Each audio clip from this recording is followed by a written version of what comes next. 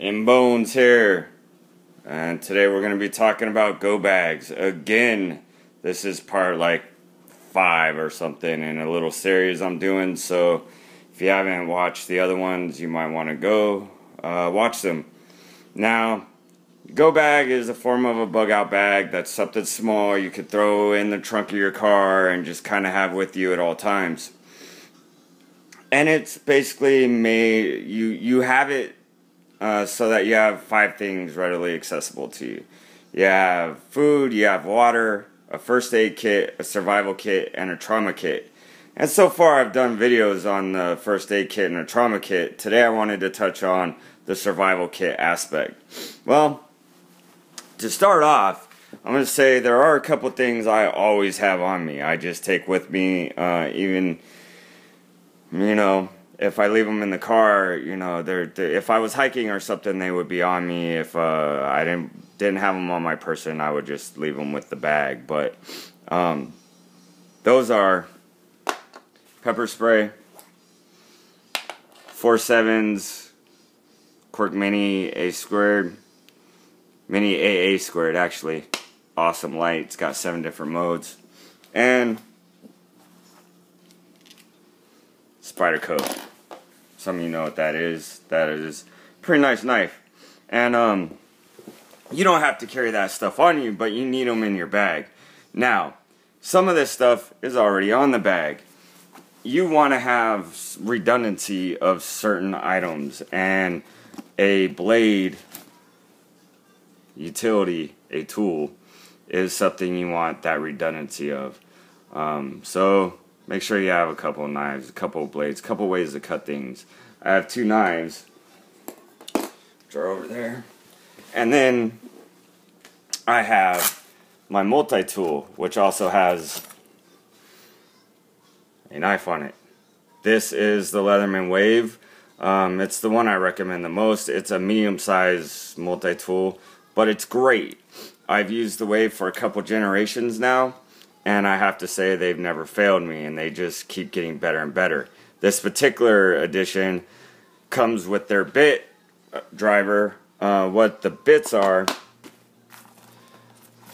these right here. They're extra attachments to different screwdrivers, different types of just Allen heads. I actually have 2 of these with 40 different drivers. So, and then there's an extension. Now look, I've got a couple years invested in this, and honestly, not everyone can afford what's in front of me. So, go out and buy a $7 flashlight. Go out and buy a $15 multi-tool. Go out and buy, this was a pretty cheap, like $19 pocket knife or something. You don't have to have a $100 knife. You don't have to have a $40 flashlight. You definitely don't have to have a $100 worth of multi-tool. This is just stuff. Start your kit.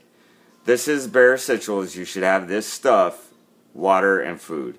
So start with that. Everything else kind of comes later. You build your kits, as you go, and trying to acquire it all at one time is expensive and kind of a pain. So these are all stuff that I've just worked at.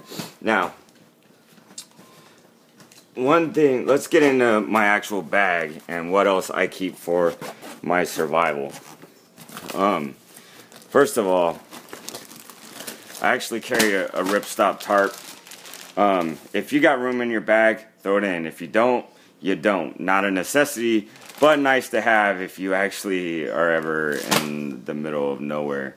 And you may end up using this paracord. I like these paracord bracelets because you get a lot of paracord in a small package, and rope. It's basically rope, and that is something you actually could end up needing a lot of. And if you have a poncho, you could end up tying the poncho up, and maybe you find a place that you want to hunker down for the night or whatever, and you need to go out looking for firewood or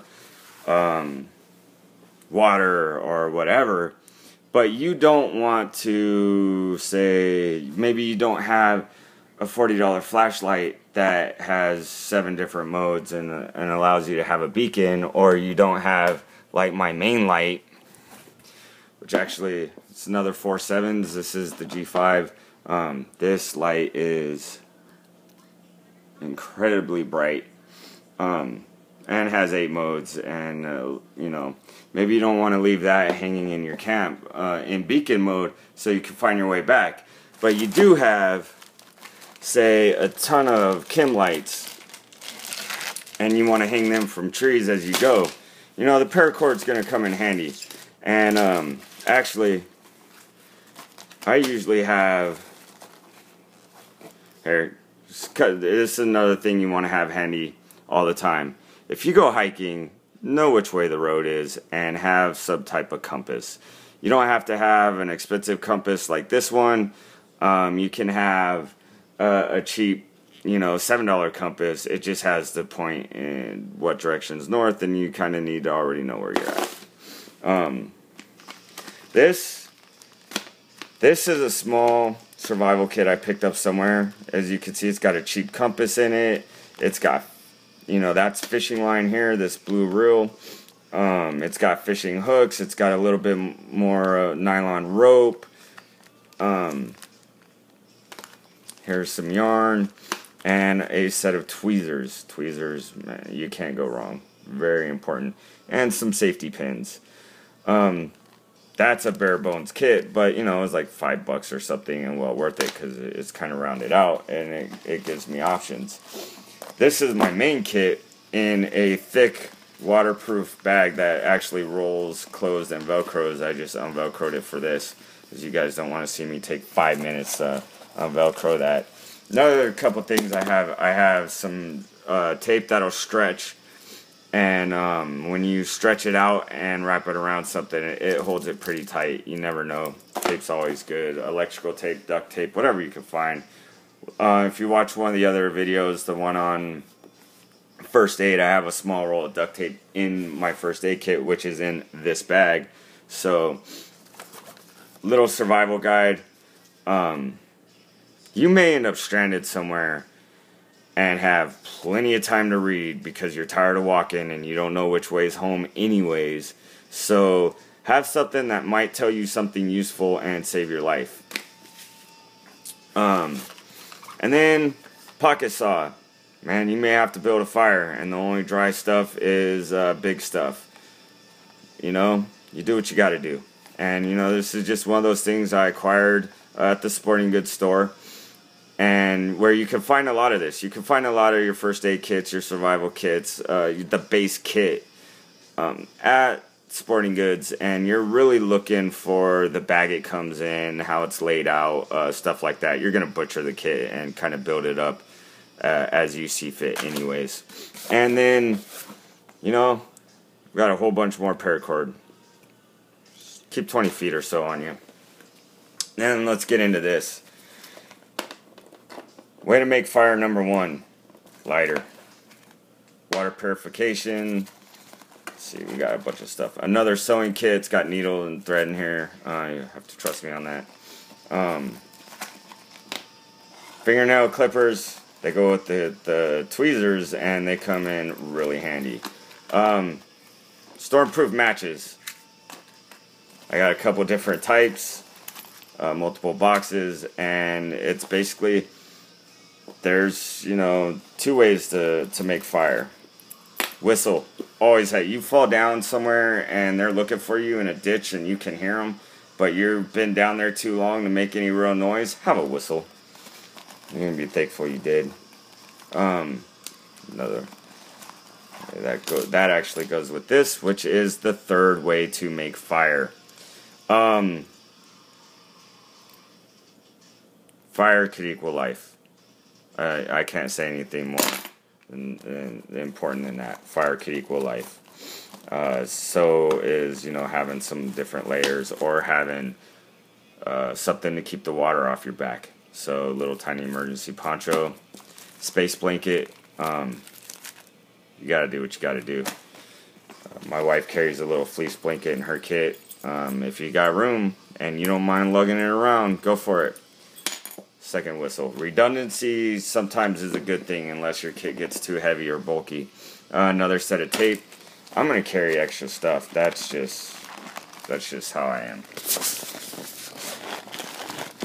Now, tinder quick. These are little things that catch fire real easy. You unravel them a little bit and helps with the fire. Like I said, fire equals life. And signal mirrors. I can't stress this enough. Have a frickin' signal mirror. If there's got helicopters or planes out overhead looking for you, yelling ain't gonna work. So, on to I picked up this little book for like $1.50 or something on sale at the bookstore. And like I said, you may end up somewhere where you have plenty of time to think. So you flip through and find out how to make a shelter and fire because you lived in the city all your life and don't have any clue how to do it. Never know. Get a little book, carry it with you. And then another signal mirror. Way to stay dry, way to make fire, way to make light, way to catch a fish, way to maybe fix broken crap that's around you. And you know what? That pepper spray right there is going to come in real handy when the critters start coming around your camp in the middle of the night. So, there you go. That's what I basically carry for survival. If you have any suggestions or if I left anything out that you think needs to be in there, let me know. If you have any questions, let me know. Otherwise, I'm out.